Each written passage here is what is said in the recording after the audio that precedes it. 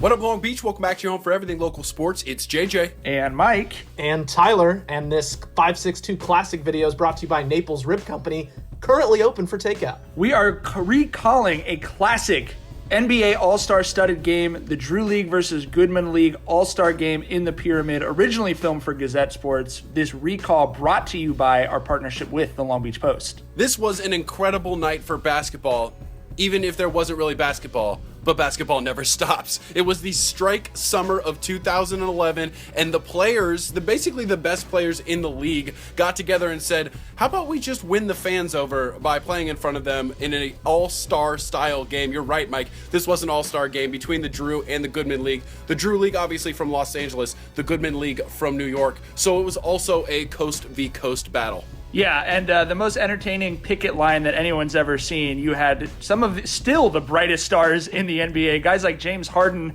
Michael Beasley in the game as well. But we loved seeing Compton alum DeMar DeRozan. We covered him in high school. Trevor Ariza, all these SoCal guys coming back was pretty awesome. And what's crazy about this game is you see the list go by with Matt Barnes, etc. This aged really well. Dante Green coming out with the highlighter kicks. That's now the new trend. And then, of course, Kevin Durant.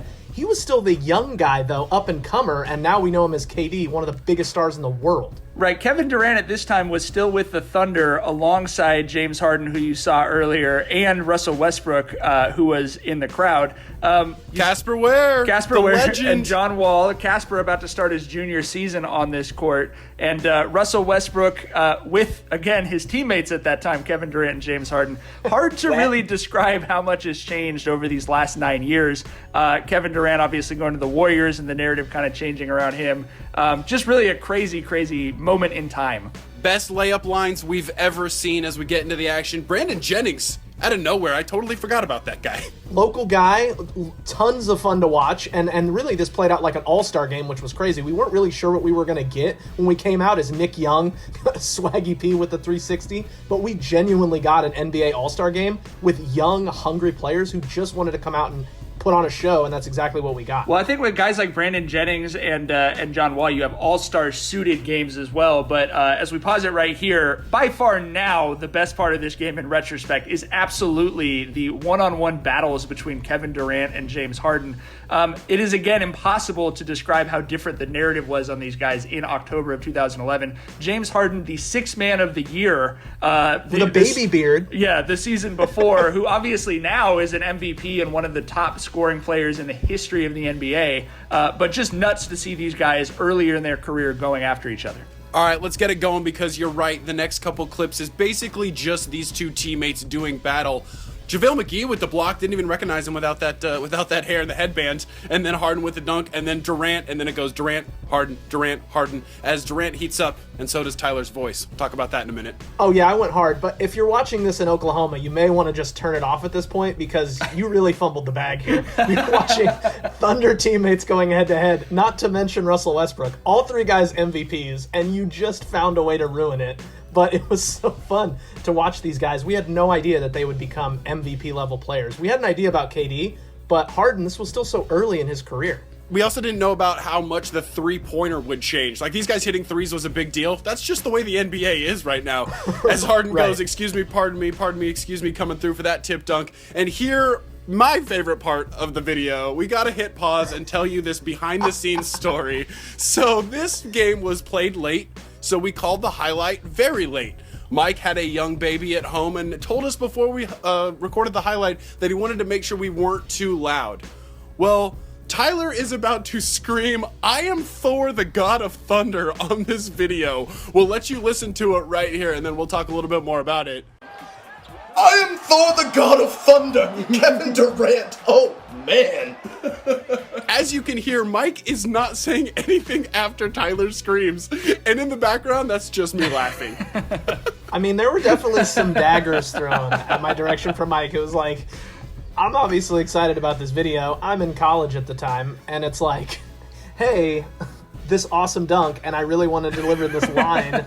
And, sometimes, Top Out Tyler just goes in a little bit too hard, but that's just me trying to represent the quality of the dunk. Also, that Nobody heard. I do want to make a little bit of a self-deprecating joke, Jade. You can roll it, but this was also one of the first videos we did that went nationally viral. We were only, I think, 3 years into our time working together, and this got like 100,000 views. It had a national audience, and it was the first time we kind of got roasted a little bit in the comments for people making fun of us or saying we were corny, because we were so used to we just call games in Long Beach, and I'll say it, we're really good for local sports broadcasters, but all of a sudden now we're in competition with Scott Van Frickin' Pelt, Right. Proud of those units, though. Was that freaking Rudy Gay, dude? Rudy Yes. Gay out of nowhere. And then, honestly, the best player of the night, was John Wall, dude. He supplied the sauce. He was MVP. Yeah, John to the window to the wall was 100% the high flyer, the orchestrator. He was the one that was able to take the game over, even though the Drew League did have that halftime lead and had plenty of highlights of their own, obviously. Well, only 150 points of offense in the first half as we take a look at Clipper Darrell wearing that hideous red and blue. The only SoCal All-Star missing from this game, by the way, was Kawhi Leonard, just a little bit too early